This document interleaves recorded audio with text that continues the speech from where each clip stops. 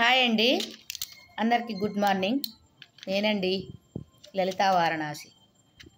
ఈ రోజుల్లో ప్రతి ఇంట్లో బీపీలు షుగర్లు ఉన్నవాళ్ళు చాలామంది ఉన్నారండి. ఇంకా ముందు కాలంలో 2030 వరకు బీపీ షుగర్లు ఎట్లాగో క్యాన్సర్లు కూడా అలా తయారవుతాయటండి. అందుకని మనం జాగ్రత్త పడాలి. ఏదైనా సరే మనసు నిబ్బరంగా ఉంచుకొని ఎటువంటి విషయమైనా సరే మనం బాధపడకుండా ఉండాలండి. ఎందుకంటే జీవితం చాలా చిన్నది, పుట్టినవాడు గిట్టక తప్పడు. కాబట్టి ఎటువంటి విషయమైనా ఎటువంటి సందర్భమైనా మనం జీర్ణించుకోవాలండి. అదే మానవ జీవితం అంటే కూడా. ఇలా ఎందుకంటారా, 2030 వరకు ఇంటింటికో క్యాన్సర్ పేషెంట్ ఉంటారటండి. ఇంటింటికి క్యాన్సర్ కూడా ఒక షుగర్ బీపీ లాగా వ్యాపిస్తుందట. అలా అని పరిశోధకులు చెప్తున్నారు, సైంటిస్టులు వాళ్ళు.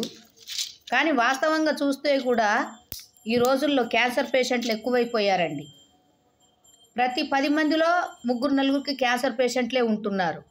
కాబట్టి ఆరోగ్యాలు జాగ్రత్తగా కాపాడుకోవాలి. ఏ విషయం జరిగినా మనసుకు తీసుకోకూడదు. ఎందుకంటే మానవ జీవితం నీటి బుడగ లాంటిది మిత్రమా. ఎప్పుడు పేలుతుందో తెలీదు, ఎప్పుడు బాగుంటామో తెలీదు, ఎప్పుడు ఇదైతామో తెలీదు. ఇది చిన్నపిల్లలకు పెద్దవాళ్లకు అని తేడా లేకుండా, నడికారు వయసు వాళ్ళకని తేడా లేకుండా ఈ క్యాన్సరు విజృంభిస్తుంది. కాబట్టి మీరు జాగ్రత్తగా ఉండండి. ఏంటంటే మన వయసుకు తగ్గట్టు మన ఆహార నియమాలు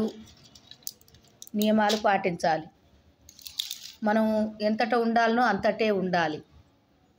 ప్రతి ఒక్క చిన్నదానికి టెన్షన్ పడకూడదు. ఏంటంటే ఇప్పుడు నా జీవితంలో జరిగిన సంఘటనలే నాకు అనుభవాలు అయినాయండి.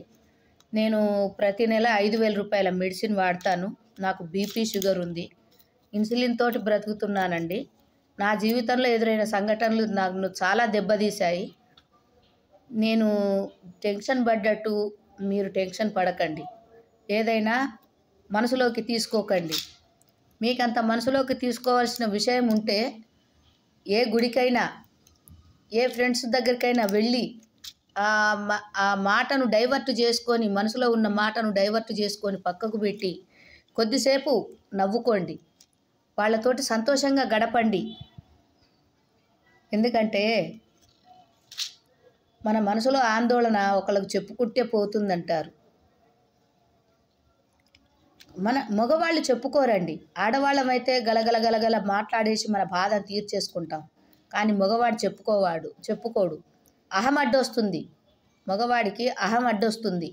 ఎందుకంటే నేను ఇంత బాగా బతికాను కదా, నా మనసులో మాట వేరే వాళ్ళకి చెప్పుకుంటే వాడేమనుకుంటాడో వీడేమనుకుంటాడో అనుకొని సగం చెప్పడండి. కానీ అలా కాదు మిత్రమా. ఇప్పుడు ఏ మనసులో మాట అయినా సరే ఫ్రెండ్ సర్కిల్ తోటి పంచుకోండి. మీకు అనుకున్న వాళ్ళు ఎవరైతే ఉంటారో వాళ్ళతోటి పంచుకోండి. ఆ భారం దించేసుకోండి. టెన్షన్ పెట్టుకోకండి.